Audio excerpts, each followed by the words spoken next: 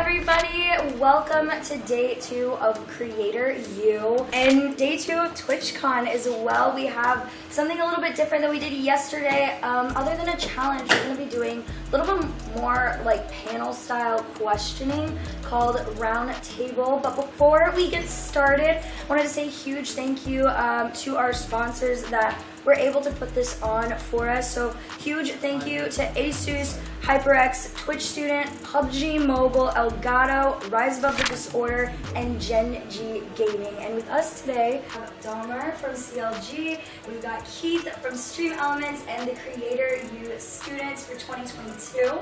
We're gonna start today off with a couple questions from me and my host over here.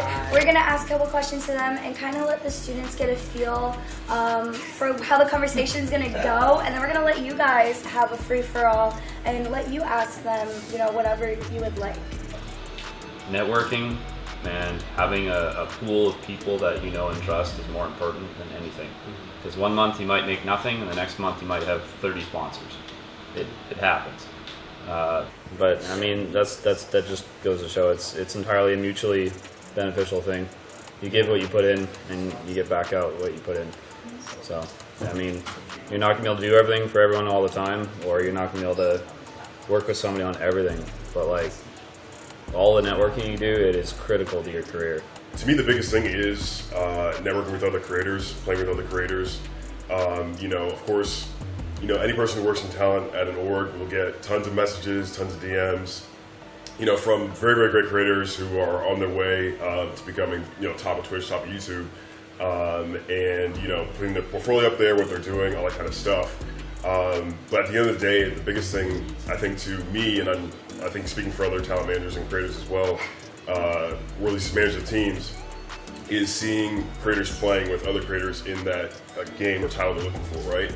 So, you know, if it's Valorant or League of Legends, you know, any game, it's, you know, playing with other creators, building up your content portfolio, because we will notice, we will find, because we're, you know, always on Twitch looking. So I think that's really the biggest thing. Did you guys look for an org, and what made you choose your org? I can go first. Yeah. So with me, I wanted an org that was inclusive, diverse. You know, as a Black woman, you know, I would like people who will understand like my struggles, and like I don't have to explain it to them. And you know, GenG has amazing like women behind them. Like it's just like I felt safe and like comfortable with them, and you know, they also was offering me like a lot of like a good financial benefit where I felt like I could focus on my career and like not to worry too much about subs, because I feel like when you stream and like subs is, you know, rely on your community for your main source of income, it gets really stressful. So I really appreciated that GenG allowed me to kind of not to worry about it as much. I feel that. For me, I was looking for somebody or a org that was not only doing stuff in the industry, but also I didn't want to be just a product.